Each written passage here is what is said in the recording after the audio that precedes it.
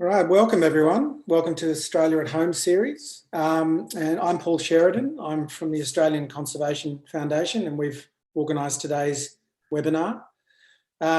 Before I carry on any further, I just want to acknowledge that I'm here on Gadigal land here in Redfern in Sydney, and I know we're all meeting on the lands of First Nations people all over Australia, and it's land that was never ceded. So I want to pay respects to the elders wherever you are, past, present and emerging, and also to acknowledge that we have the honour of including a Yuin man from the south coast of New South Wales today, who you'll hear a bit more from as well. Before we go any further, there's a few ground rules just for the hour-long webinar today. And for those of you who haven't been to any of the lunchtime sessions, so please turn your screen to gallery mode, which is up in the top right corner of your Zoom screen, and turn your cameras on and you will get a sense of, the hundreds, actually 400 or so people who have registered for today's webinar. So it's a great turnout. Also open your chat on the bottom of your screen. Please introduce yourselves and put any questions in there. We'll be monitoring the chat and calling on members of the audience during the discussion to ask you questions. And finally, we're going to be recording the video. So let's keep it all above shelf, hey? Okay, let's get underway. As I said, ACF has organised today's webinar, and the reason we did this in the format for it, a discussion with our three speakers and also including our facilitator, Osher Günsberg, TV presenter and podcaster, is that we had the honour of meeting Michelle, Dan and Don in January, really at the height of the bushfire crisis. Remember that, just back in January. And what struck us, not only were these people who've had unique and quite terrifying, in some cases, experiences themselves individually, but really demonstrated a level of resilience, both individually and as a community, that really struck us as something that we can all learn from. And I don't think my sense and our sense at ACF is that those lessons resonate as strongly now, if not more importantly, as we move into a post-COVID recovery period. So look, I want to hand over now to our facilitator, Osher Günsberg, and Osher can introduce himself, I'm sure. So over to you, Osher, and thank you, speakers. Thanks, Paul. Thanks for having me. G'day, everybody from all over the country and the world. Today's welcome to my home. We are we're about a kilometre from the ocean here in Sydney, which is really quite lovely. And even though we're a kilometre from the ocean, we are 78 kilometres from the fire line that happened across the summertime. And we had ash in our backyard and our eyes stung from the smoke across the summertime. And I went to ride my scooter up to get the shops. I had to wipe the ash off of my scooter seat. And that was pretty terrifying for us. And if you don't know my story, about 6 years ago now, I kind of fell off the face of the earth with climate anxiety that started manifesting as paranoid delusions, episodes of psychosis manifesting as paranoid delusions. It was very, very difficult. I always joke to my psychiatrist, why can't I be afraid of geese or scaffolding or something? How come it has to be, something that is so real and so visceral? And I've gotten a lot better, but it's still, it's still hard to do. And this conversation indeed is quite hard for me to have, but you've got to push into things that frighten you. And understandably, it's a fair amount of fear to have. And it was really weird for me across the summer was, I felt for the first time since I got sick, I'm not alone, because I could start to see the look in my eye that I had a couple of years back in other people's eyes. And as horrible as that was, it did make me start to feel, other people are seeing as well. And I personally feel this situation now with the pandemic, where we see a global problem that is requiring a global solution and community engagement, community cooperation to get through it is very much a test run. It's very much an opportunity for us to see how much more resilient we need to be, and the opportunities that we have to grow on the other side of this economically could most definitely advance us very, very quickly as far as climate action as climate action goes. But I'm very grateful to be speaking with everybody here today and to introduce our three speakers. I'll just quickly introduce them and then we'll have a bit of a chat. Our first speaker today is Dr. Michelle Hamrosi from Browley, which is near Batemans Bay on the south coast of New South Wales, right on the edge of the Eden-Monaro electorate. Michelle's a general practitioner, a mother of 3 young kids, and someone who had a beautiful bowl of oatmeal and poached rhubarb and honey from her garden this morning for breakfast. Dan Morgan is a Djiringanj man from the far south coast of New South Wales near Bega. Dan is a cultural burner. Dan has deep insights into using traditional knowledge to keep country healthy. And Don McPhee is a volunteer firefighter with the New South Wales Fire Service, Rural Fire Service, but also has extensive experience in land management and water catchment management. Don, he lives near Tathra and was on the front line of the recent bushfires that swept through Cobargo on New Year's Eve. So let me start with you, Michelle, if that's okay. Dr. Michelle Hamrosi. Dr. Michelle Hamrosi. Michelle, can you talk to us, please, about your experience of the bushfires across the summer and how that affected you and your community and your family? Thank you, Osher, and thank you, ACF, for putting on this event. So my family and I moved to the south coast of New South Wales about 7 years ago now, and we instantly fell in love with the area and were made to feel at home in the community here. But over this past Black Summer, my family and I, we had to evacuate 3 times due to immediate threats of bushfires to our home on the south coast. And amongst this, we were trying to juggle the immediate needs of our family, but also trying to support some of the physical and mental well-being of our community. Every day I remember waking up, we would check the news, the Fires Near Me app, and the weather. And each day we'd ask ourselves, are we safe where we are, or where we're going to work, or where our children are going? And if we were advised to evacuate, where is safe to go? We were never really sure. And what should we prepare? So the bushfires came into near where I live and the region of Batemans Bay on New Year's Eve. And the practice I work at was unable to open for a week as a result. And when we did open, the first couple of days we had no power, no phones or internet, and we just did a walk-in clinic in sort of half darkness. We had some head torches if we needed, and it was like really something I'd never experienced before. Many doctors, myself included, have seen the health impacts of the bushfires, including direct smoke exposure and the consequences of that, some which Osher mentioned. So psychological distress and grief, direct trauma, and exacerbation of underlying chronic disease and mental illness. Many of these acute mental impacts then go on and can persist in more chronic forms of mental illness. And these we will only see in the coming months and years. So in my South Coast community, as you're probably no doubt aware, hundreds of houses and properties were destroyed. Many people were left homeless, without income or livelihoods. But everyone was affected one way or another.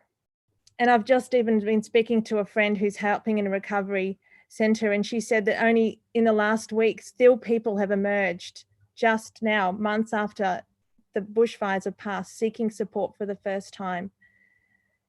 Some who have been able to get funding from insurance are rebuilding, and others have bought new homes altogether and have relocated. The sense of rebuilding just being far too overwhelming. But there are many who are grossly uninsured or not insured at all, and they face much tougher situations. Some of them have been helped with donated caravans and are living in those caravans surrounded by the rubble of what's left of their homes.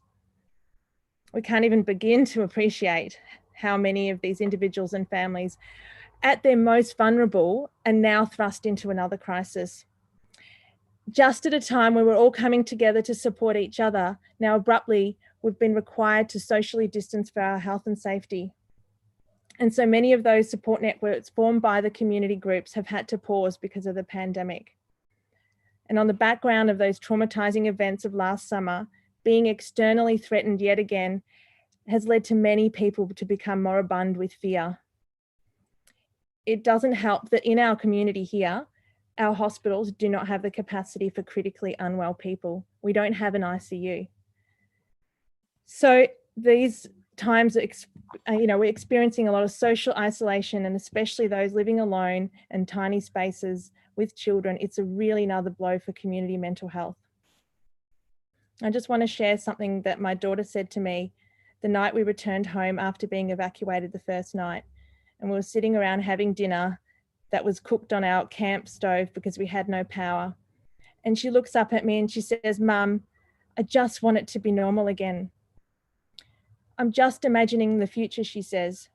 "Everything is dead and brown. There is no food, and there is mountains of plastic, and the air is filled with pollution." As you can imagine, I was so shocked to hear her say that. And I think back to when I was her age, and the biggest conundrum I had was what I was going to name my new litter of kittens. And I never recall feeling fears like that for my future, or feeling fears of bushfire, despite actually growing up in the heart of the Dandenong Ranges in Victoria. But young people like my children are living in a time of climate breakdown, and they see and experience the changes. They inhale the smoke day after day. They saw the ash-covered beaches. Many saw flames approaching and enveloping their homes. And now, after a summer spent indoors, escaping heat and smoke, we are indoors again, escaping the coronavirus. We don't know what is normal now. In this ever-changing world, we are seeing slowly breaking down. Thank you for listening to my story. Michelle, thank you so much for sharing that, and thanks for the visuals there as well to give us some context there. I do want to come back and discuss that a little more with you, but I would like to now come to Don.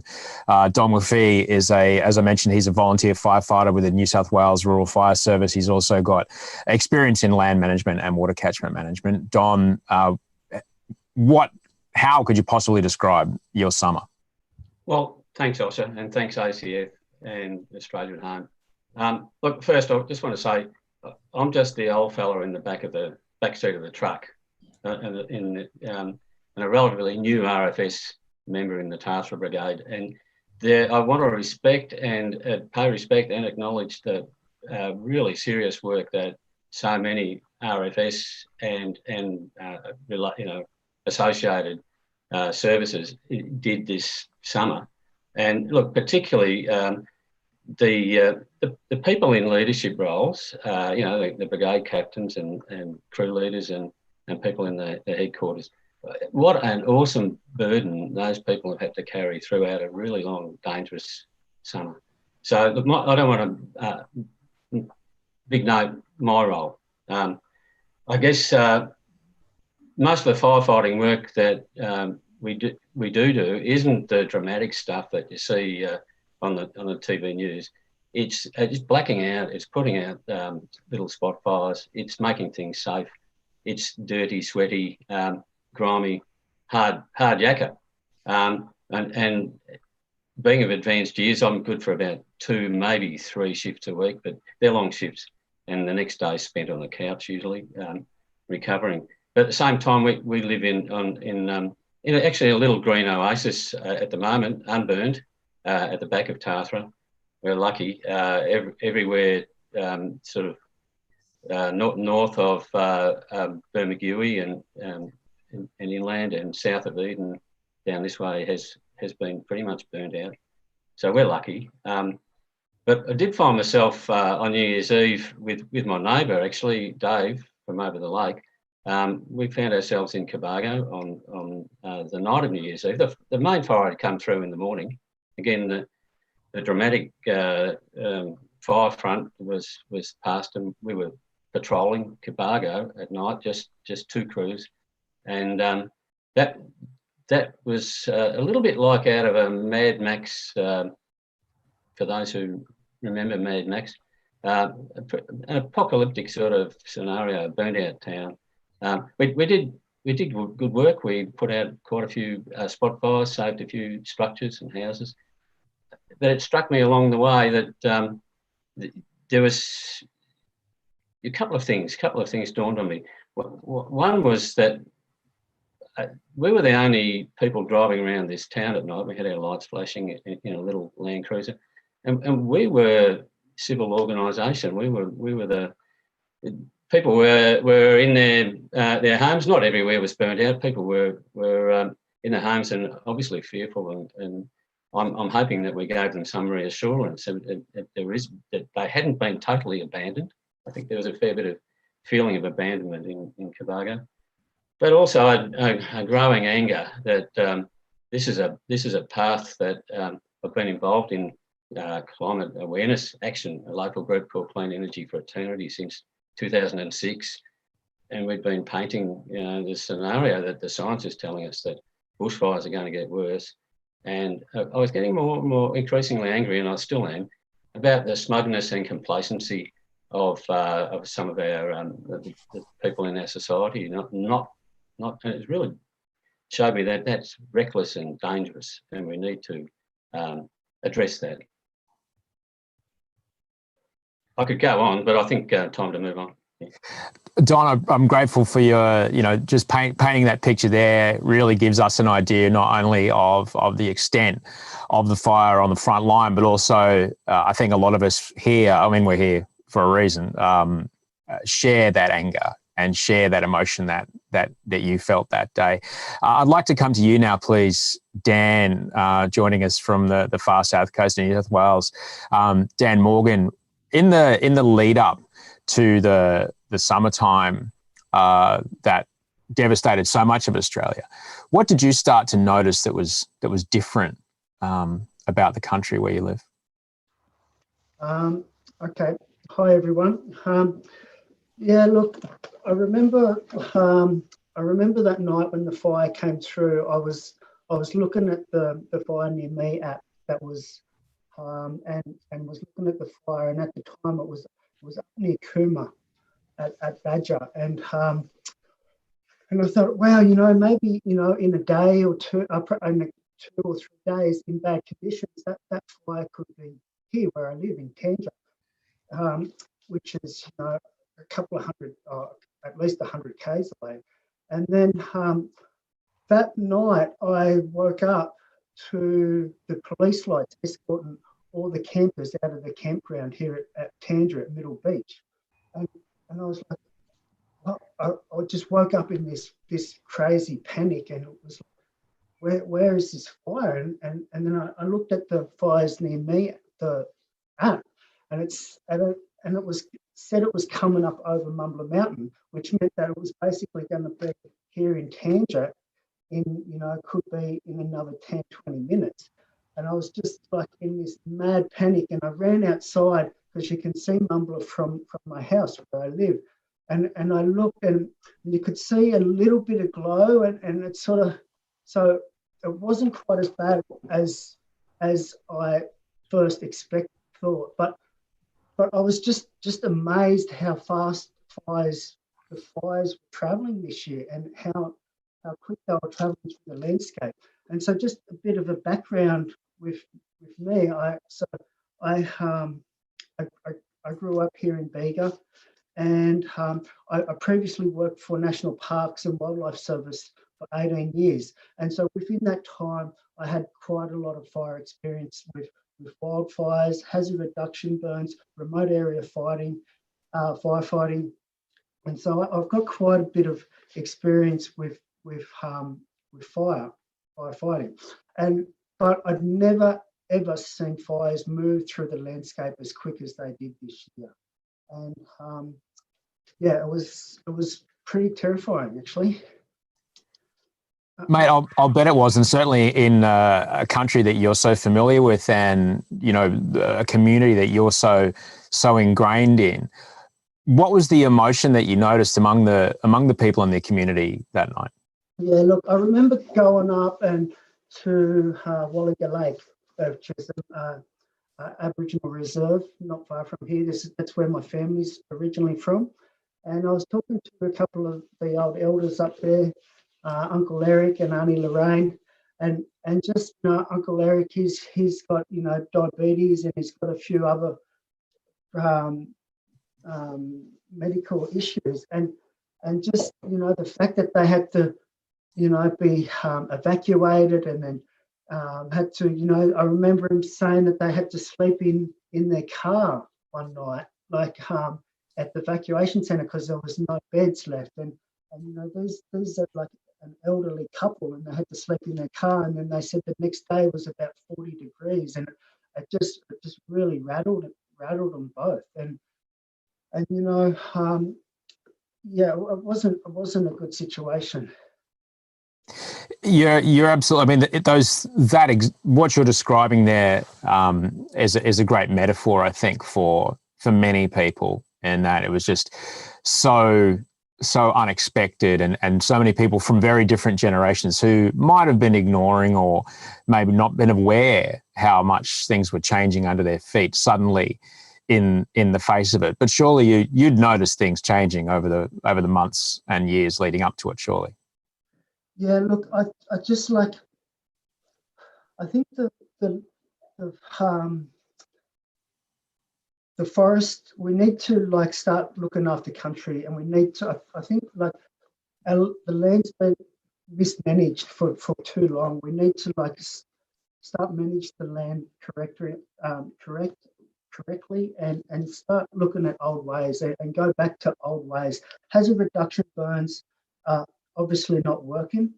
You know, it's based on reducing fuel loads per hectare, and that's creating a hot, you know, quite a hot fire.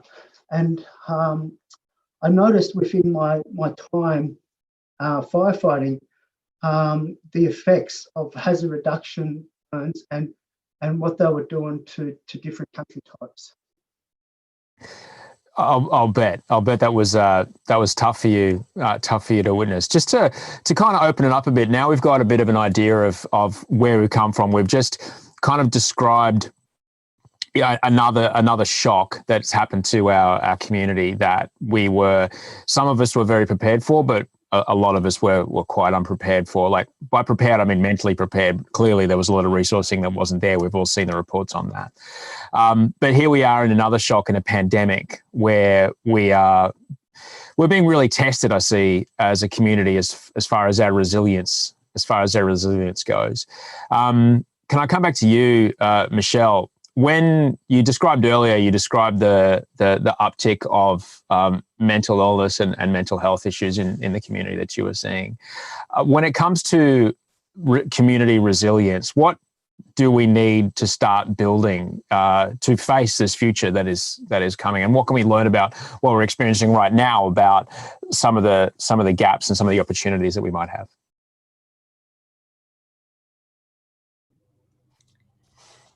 Yeah, that's a very good question.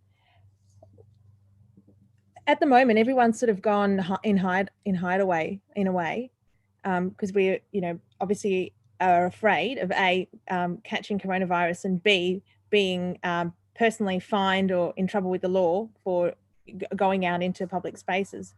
So we've had to reinvent the wheel in some ways when it comes to, maybe we're physically distancing, but we've found new ways to still socialize. So it's been amazing what we can do with technology. And I've noticed how quickly we've all had to adapt. I mean, obviously not all of us. There's a large section of the community, particularly in the area here, who don't have internet access, or are in a demographic where they don't know how to access the internet.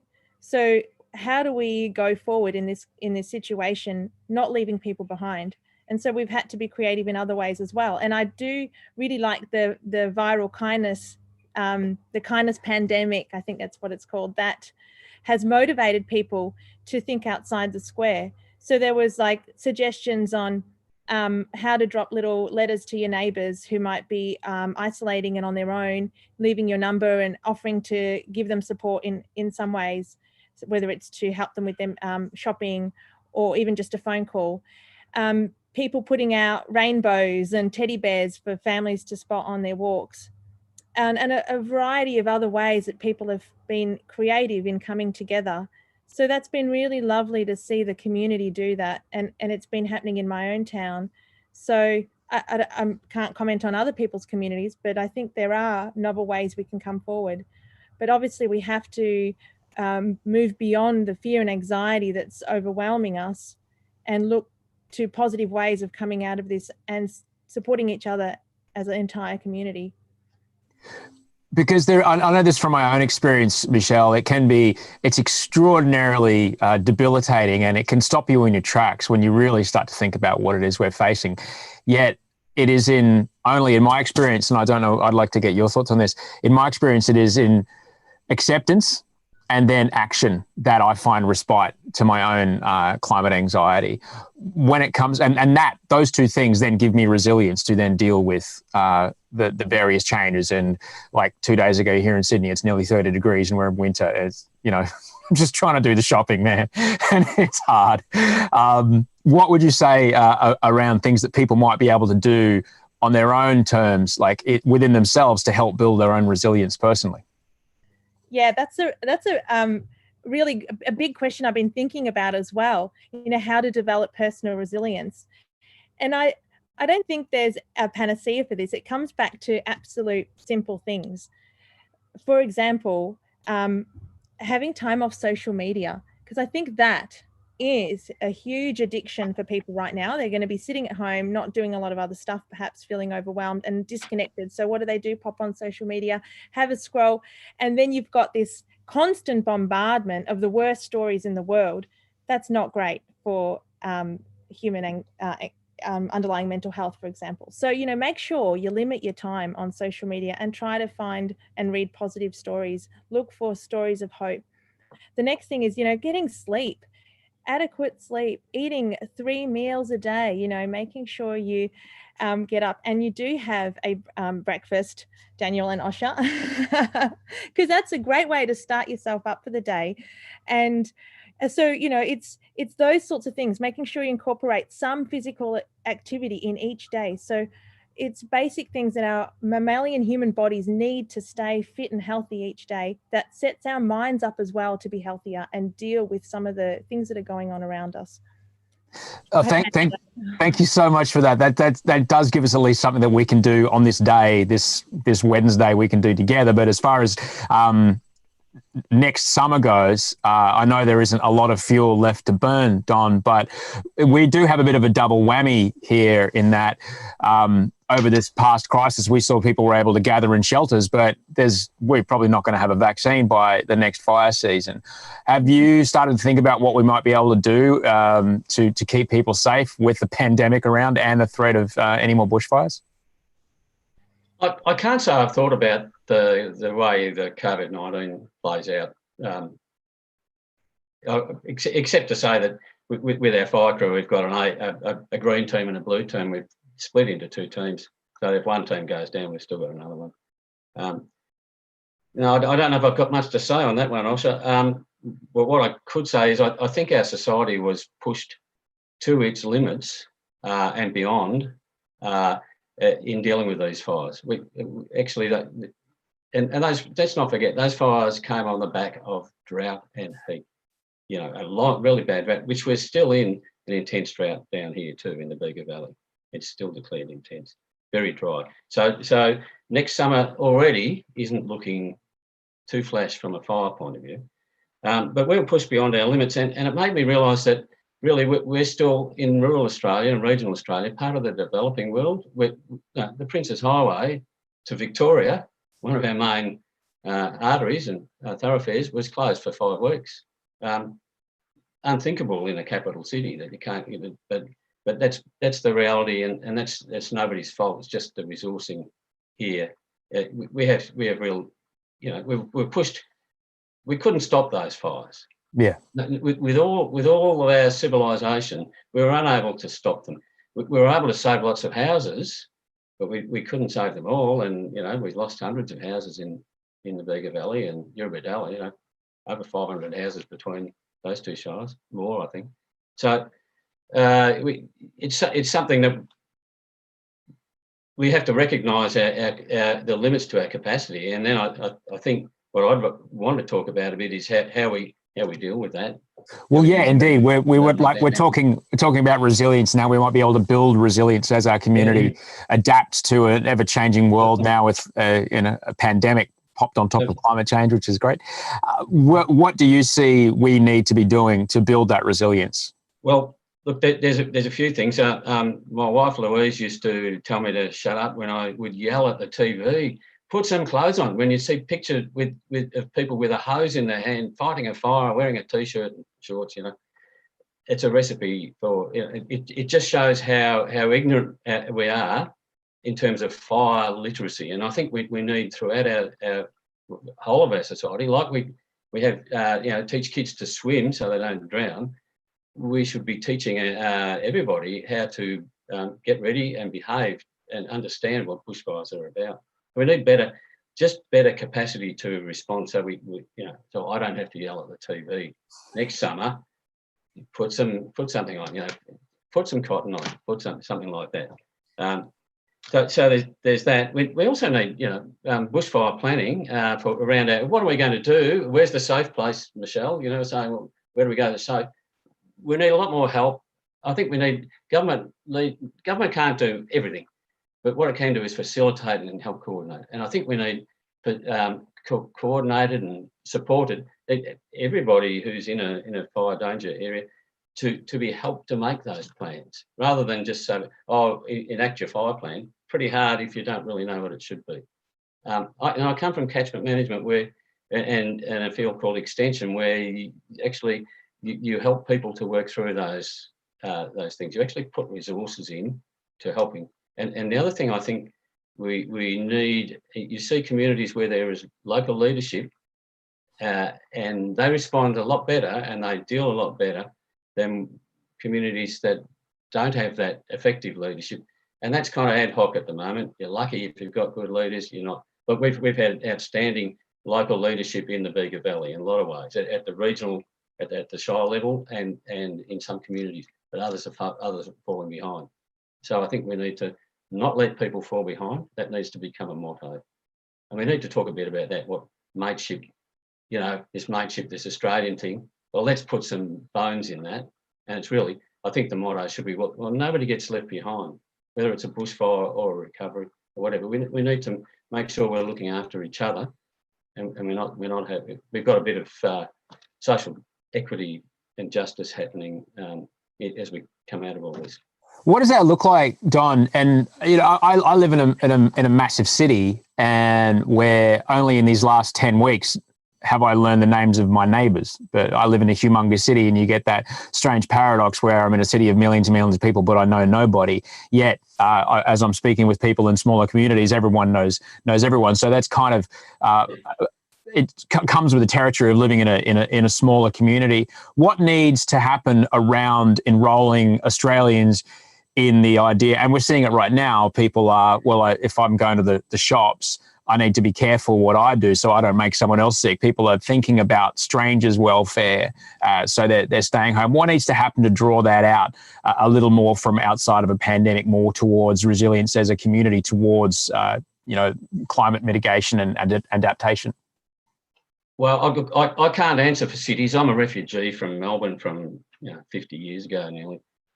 So I really don't know the answer in cities. It's one of the reasons I think I'm attracted to rural Australia, is that you get community.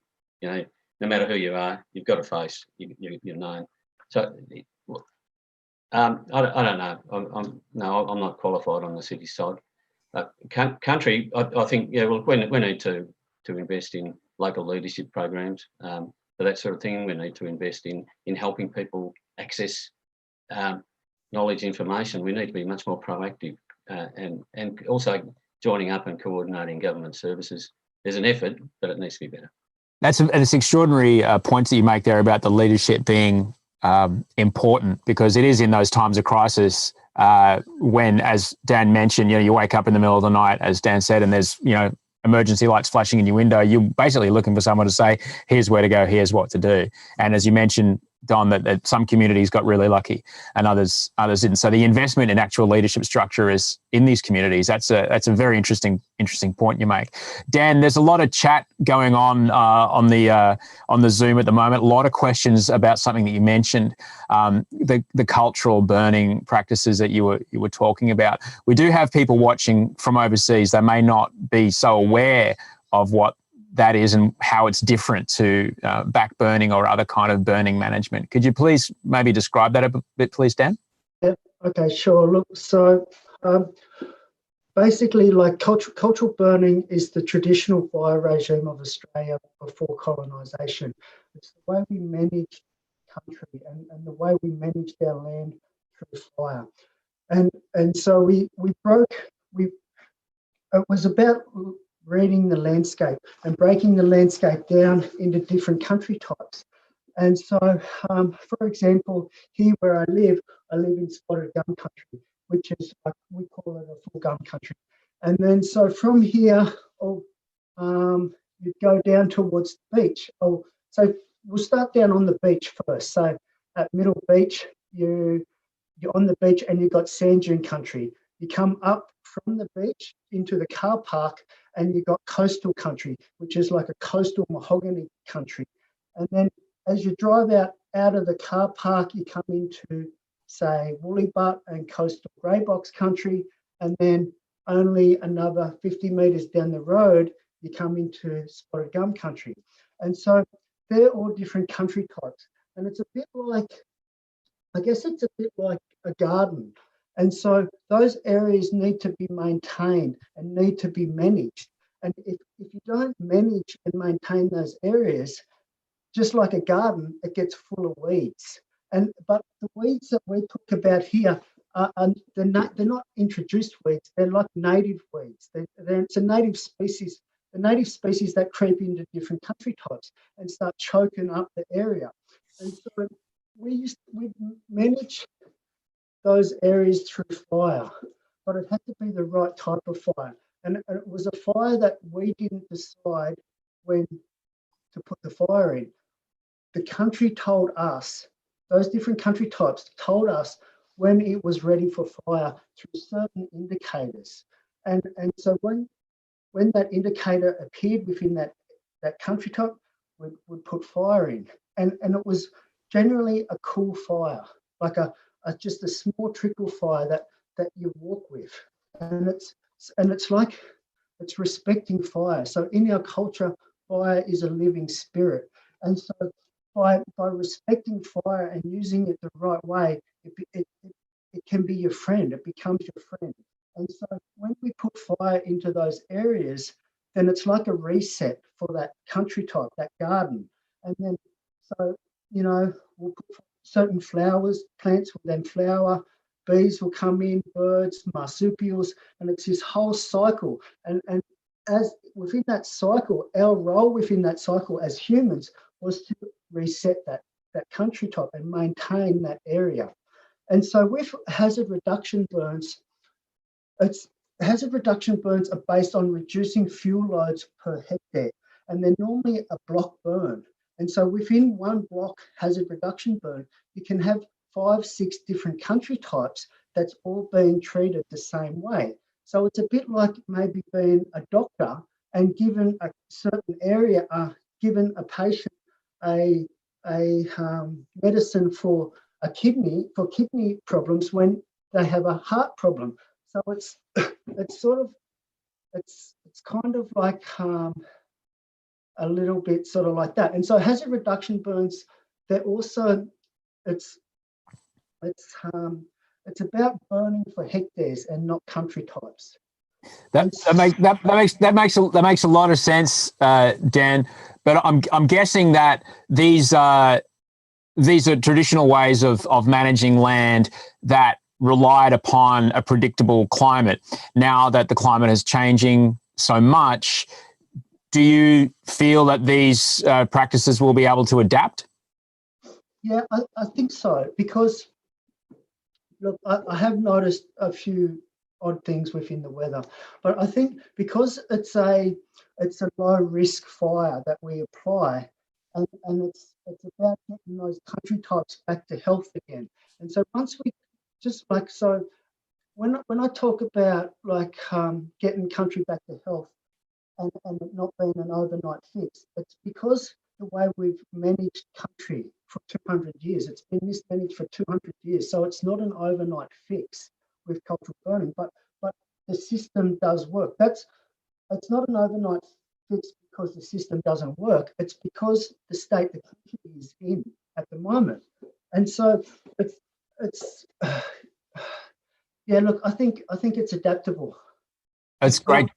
That's great. It's great. That's great to hear, and it's very important to understand that. From what I gather, what you're saying is that to appreciate that it might not happen on our timeline. That this is a 200-year problem that got us here. It's going to take a little longer. We're not going to get it done before next summer. You know, it's going to take a little time to manage. Let me just bring in Barsha Stasak from the ACF. Barsha, now that we're in this COVID-19 situation, and there's obviously a lot of economic issues, a lot of unemployment, what lessons do you think the government could take from what's happened with these fires through to the post-COVID-19 recovery, or this new world that we live in now with COVID-19 as a part of it, Barsha?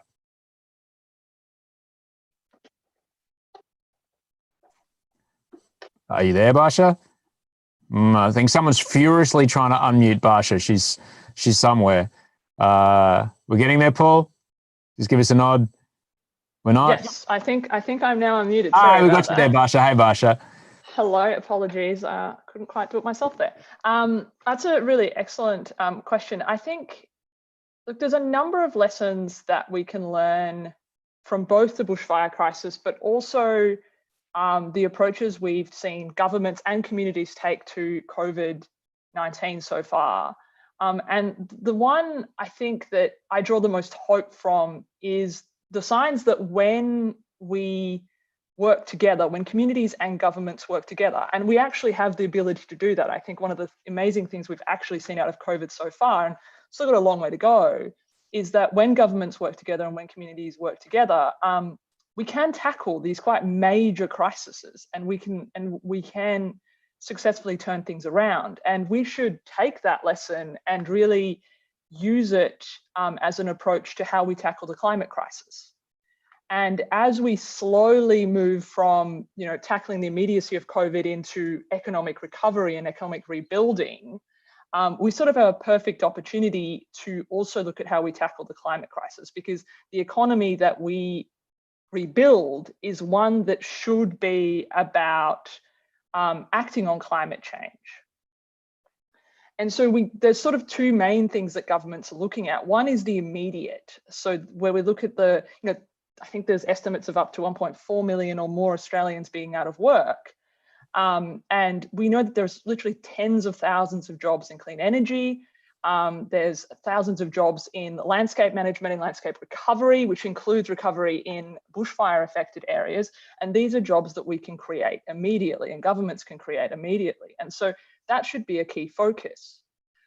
Moving more to the long term and how we rebuild our economy, we should be looking at things that we can do that set us up for a clean energy future, clean energy industries, but also things that really help restore our natural environments. And one of the more concerning things that we've been seeing is, there's a bit of a push as part of our economic recovery to really look more at, fueling fossil fuel industries, at cutting away environmental protections. And we really want to make sure that when we recover for the positive, and we don't do those things and we do the opposite. And I think governments have a choice here, and we as communities really have a role to play in steering them towards the right decisions so that we see the future we want, rather than kind of repeating the past. And in that sense, I think fueling the continued crisis. We've had bushfires, we've had pandemic, we might have another, unfortunately, horrible bushfire seasons, more drought. And that's really not, I think, the future any of us want. And we should use this opportunity to try and change that in the choices we make about how we recover our economy. Barsha, can I just ask you for an action point? Let's be honest, it's the middle of the day on a Wednesday. We're on an ACF webinar. People are here because they're interested, all right? But there's squillions of people that are carrying on with their day and they may not be at all aware or present to what it is that we're talking about. That's no fault of theirs. That's just how it is. Barsha, what does action look like? What does that action look like outside of an election? I think there's a couple of things, but I'll try and give you a quick and short answer. And I think the main thing that people can do that have the time is actually get in touch with their local representatives, be they state and federal, because we know that these conversations are happening now. And you know, people need to, like, politicians need to hear from their communities about how they want that recovery to look. So if we focus on an immediate thing people can do, that's one critical step. And when you do reach out to them, if you do get a chance to, like, that's what, writing a letter, that's writing an email, that's making a phone call. What sort of things are we talking? What does the conversation sound like? Because this might be the first time. It's tricky and it's hard. And politics by its nature is like, you don't understand me, so you can't talk to me. What does that conversation sound like? So first of all, I should say, look, ACF has a bunch of resources on its website and that we email around how do you approach your politician on these things. So happy to show those. I think the fundamental thing with politicians is you need to start from your own personal perspective. They are actually genuinely, I know this is hard to believe, genuinely interested in what their constituents think because they need their constituents to get elected. And so you should absolutely start from your perspective and then talk about the kind of jobs that they should be focusing on creating and the kind of policies that they should be focusing on creating. And I think for us, obviously, that is things around protecting the natural environment and clean energy, and not things like cutting environmental protections and fossil fuels.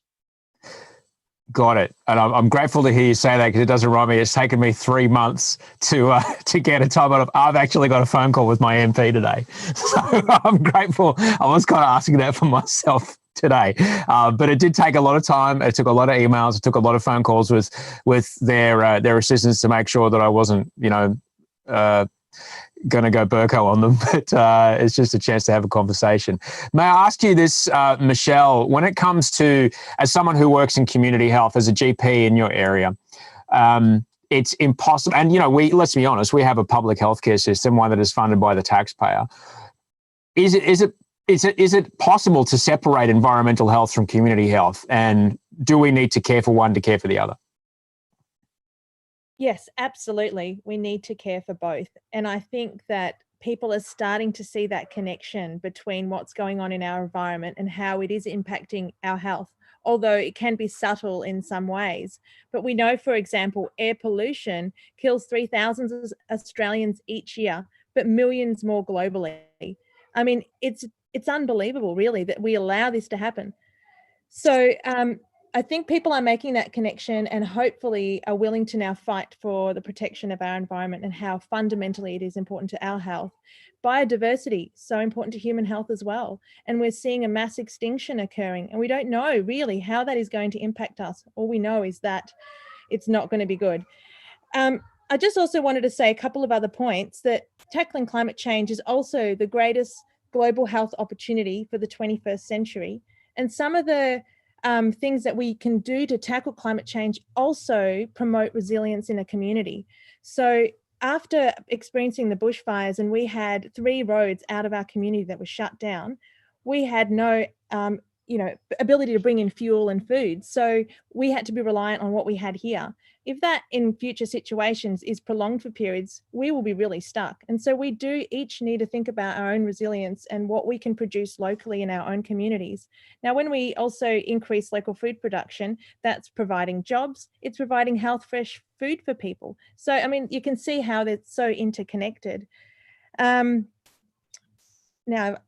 am I answering your question? You are. I was asking you about, environmental health and community health, and how we might be able to help one to help the other. Yeah, exactly. And so another way of reducing air pollution is switching to green energy.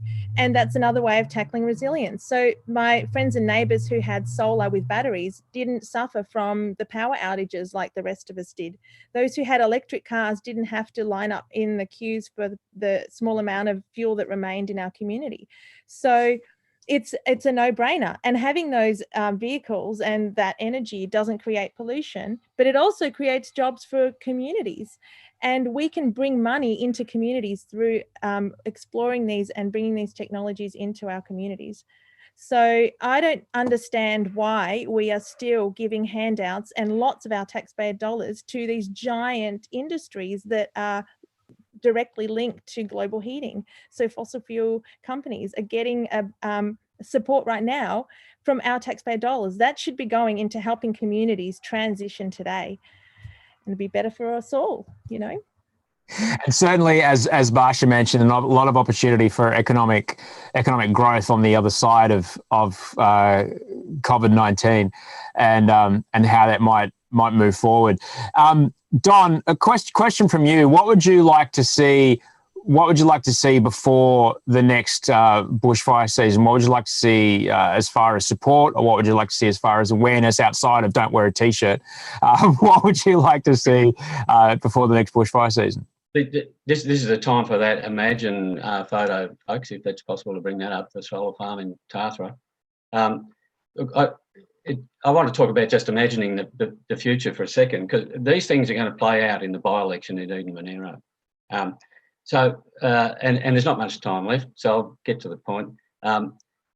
Indigenous ranger groups are funded all over Northern Australia. We need them down here in this electorate and elsewhere on the eastern seaboard. And they could be playing out the really vital work that Dan's been talking about with cultural burning. I want a safer landscape around me. It's going to take time. It needs resourcing. I've been helping the local Aboriginal Land Council to develop cultural burning programs, and they keep running up against resourcing issues. For goodness sake, let's get this happening. We all need it. The farmers are generally saying that too. So let's just agree on getting some cultural burning happening. And in terms of renewables and prosperity, let's talk about prosperity. Oh, there's 100% by 2030. That's the Tathra water tower. That's our regional, or certainly across the Bega Valley Shire now. That's our target. The science is saying this is where we've got to be. We've got to get to that, or we're committing our grandchildren and great-grandchildren to 2, 3, 4 degrees temperature rise. Come on, let's stop this now. We can. So, and if we invest in renewable energy locally, just back of the envelope, order of magnitude, $100 million spent in this Bega Valley Shire on power and fuel, probably a little bit more. That every cent of that goes out of our local economy and goes to the generators and retailers and the shareholders, some of whom are overseas. So every kilowatt hour of energy that we can produce here and keep those dollars here by having local ownership, that's a massive input. So if we could get to 100% by 2030 renewable energy locally, then there's at least $100 million back in our community that's circulating. That's prosperity. That's the future. And we could be exporting hydrogen from our wonderful port in Eden. Renewable hydrogen. We've got to have these visions and this imagination. And the election's the place to start these conversations in earnest. I appreciate that. I appreciate that a lot, Dan. Dan, I've got a question from you. Got a question for you, Dan. This is from Carol S. What do we say? Because there was a lot of misinformation around these fires, as everybody knows. What do we say to those who say the fires were due to years of not doing the necessary clearing and backburning? Do you have an answer for that, Dan? How do you have that conversation? Yeah, look, I tend to disagree. Like, I think by clearing the land and by disturbing the land, we're getting a lot of, and by putting in hazard reduction burns, we're getting a lot of these invasive native species that are coming back, that are fire-dominant species. And what it's doing, it's filling in the mid-story. So you've got the lower story, which is like grasses and the native sedges, and then you've got the canopy, and then you've got a mid-story within the forest. And so by disturbing the forest and disturbing the soil and putting in hot fires, you're getting these fire-dominant species that are coming back that fill in that mid-story and start choking up the mid-story. So when a wildfire does come through, it acts as a ladder fuel and it climbs into the canopy of the fire, into the canopy of the trees, and creates a wall of fire, which is then just travels like so quick. When we got healthy country and we got like a knee-high lower grassy understory with native sedges and native grasses, then that maintains soil moisture. And we still have shrub species, but it's not so thick and choked up, so that when a wildfire does come through, it doesn't get the opportunity to climb into the canopy. It just rolls through the native grasses and doesn't have a chance to get into the canopy. And that's what I've noticed with 18 years of firefighting experience of doing hazard reduction burns that are hot fires, and is creating these mid-story species. And so we're burning to reduce fuel loads, but in the long term, we're creating more fuel loads within these ladder fuels. That's an extraordinary way to have it explained, Dan. That last minute was just that was better than every article I think I read over the summer, mate. I really appreciate that. I had just on a personal note, I had a conversation with an economist this week, and he kind of allayed my fears when I kind of said to him, like, how come politicians don't believe in climate change? How come they don't believe in science? He goes, they absolutely believe in science, because look how they've crushed the curve on COVID-19. They can do all this stuff around climate mitigation. They just don't want to. So, Dan, when it does come to having conversations with people about what needs to change, people who might be a little stubborn, what's the way that you approach them? How do you have that conversation with them? Well, yeah, look, it can be difficult, especially within the firefighting system, where you have like this hierarchy military system where you have the incident controller, divisional commander, crew leader. And it's like this system that our culture and our cultural fire practitioners don't fall under, and we don't get recognised as fire practitioners. And so, you know, look, we want to work with RFS, and we want to work with national parks and all these other fire agencies, but we don't want to work for them. And so that, you know, we want to like, so what I mean by that is that we should have the opportunity to lead this, and this is our culture, this is our traditional land management, and it's so important for everyone to learn and understand. But we need to lead it, and we need to have that opportunity. You know, like, so there's so many private property owners want us to go and do burns on their land, but then, you know, what happens, you know, if fire goes down into a tree root and then pops up, say, a week later in the bad weather conditions, and then burns down someone's house? We're not insured, right? You know? We're putting ourselves out on a limb, but then RFS and national parks, state forests, they have that insurance that covers them. And so look, basically, to get back to your answer, really, look, we want to work with everyone, and we want to share this knowledge, but it's important that we lead it. I appreciate that very much. We are coming up to our time here, so before we go, Don, was there any final words you might have had for everyone watching today about what kind of resilience we might be able to want to be building in our community on the back of these bushfires and this pandemic? Look, I think I already said it. We can invest in local ownership and joint ownership of clean energy, and if we can get behind the cultural burning programs with Indigenous Ranger funded projects, we don't have to invent anything new, and we can see a path, at least for some form of recovery. And Michelle, as someone in the healthcare space, and obviously we spoke at length earlier about the mental health issues that do surround just the uncertainty of moving forward in a world that is incredibly just more uncertain every day. What would you like to see, and do you have any final words before we get out of here? Look, I think that during these difficult times, enormous growth is absolutely possible. And we could emerge stronger and more resilient and more caring and ready to face this uncertain future together. We just have to dream big, and we have to come together. No more us and them. We need to find a way to unite and go forth. And I believe we can do it. Magnificent. Michelle, thank you so very much for your time today.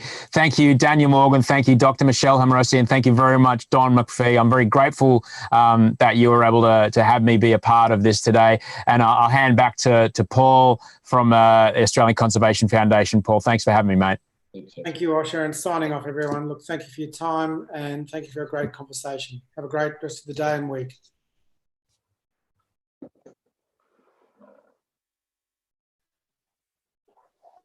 Okay.